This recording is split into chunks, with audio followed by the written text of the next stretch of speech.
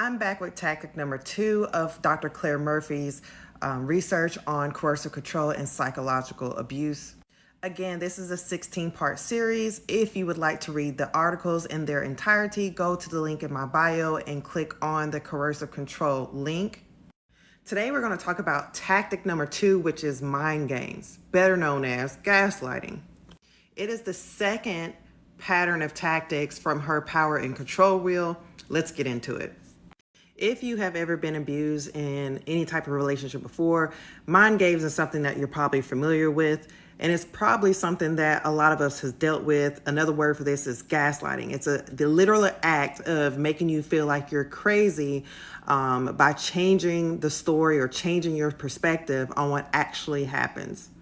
This is abuse, and it often leaves its victims trying to figure out years later, whether what they're looking at or what they're hearing or what they know in their mind is actually true or not. And it leaves lasting effects.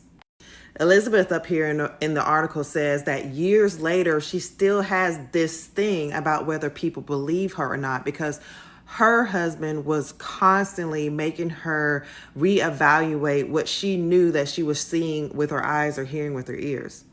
Victoria says that the mind games leave you in doubt as to whether or not you're actually being abused. You're not quite sure anymore, and they really start to cloud your judgment. Gaslighting and mind games is in fact abuse. And if any of this stuff feels very familiar for you, I want you to dive a little bit deeper into why that is. Let's jump into some of the signs that you can figure out if this is something that is being done to you or not. The first one is going to be guilt trips. This often comes in the form of your partner guilt tripping you out of doing some of the things that you enjoy. For instance, if you're going back to school and all of a sudden he starts making all these guilt trips, making you trying to feel bad, it's a tactic to control you by not allowing you to reach your goals. Here, Victoria says, I felt guilty about going on to the nursing course. I didn't feel guilty at the beginning because I thought it would be good. But then the more I did it, he'd start to do reactive behaviors, like he'd drop me off at work and then go cruising the main street of the city where we lived. This is something that I've lived in the past. And it looked like, when I was going to school, every time I had a test or every time I had some type of big project to do, he would always stay out late at the clubs, or he would pick an argument and cause me to be stressed out because he didn't want me to, graduate school. Another sign of this is if he's questioning all your judgments, trying to make you believe that you're crazy. This comes in the form of, telling you that maybe your friends are not really your friends, or maybe your friends have these other sides that he's seeing and you're not seeing.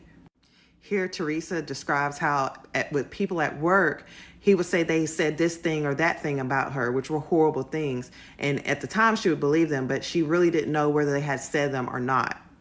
He was doing these things to manipulate her judgment. Another sign and symptom of this is manipulating with lies. This is when he, you saw with your own eye that he didn't do something that maybe you've asked him to do, but he lies and he said that he did. Another sign or symptom of this that can be very crazy making is in the situation where if you withdraw from him, he punishes you. But if you reach out, he also rejects you, which can really play with your mind because you can't figure out, where the balance is. Sally in this article says that her husband initiated sex 99% of the time and would insist that, the problem was actually that she never would initiate. However, when she did initiate, he would also get mad and angry and upset and just harshly reject her. That could really play on your mind and really have you trying to figure out, where the truth is. She said she realizes later that it was all about control with him. He just wanted to be in control at all times. Something similar to this is also this kind of damned if you do, damned if you don't situation. Victoria also describes how she wasn't allowed to be independent, but he also didn't want her to be dependent as well. And I think this is something that a lot of us have seen in relationships where, they want us to believe that they're providers and they want us to revere them as such. But at the same time, we've got so much on our back and we're doing a lot of the load, but we're not really allowed to express that as well. Now, this next sign is very common. I've seen this a lot on TikTok, a lot of videos about this. It's where he behaves differently when people visit. So, for example, with the kids and the household duties, normally he's very hands off, but as soon as relatives or company comes by, all of a sudden he's like dad of the year and he's fixing things that you asked him to fix like 2 years ago. Raven said that if she wanted a break from the children, he was very uncooperative or refused, saying that she did nothing anyway. However, if when friends and family came over, he would suddenly start being a father. Sally describes how her husband, Dylan, who often was without a job, would all of a sudden make himself seem really busy when there were family or company over. And this last one is where they're charming in public and abusive in private. Again, this is something that I know a lot of people have had some type of experience with because I see it all the time on TikTok. We want to know why he's so sweet out in public, and then when you get home, it's like living in hell. It is an abuse and control tactic. This one not only takes a toll on its victim by making them crazy or doubt what their reality is, but it also kind of isolates them because in public, he's always so nice.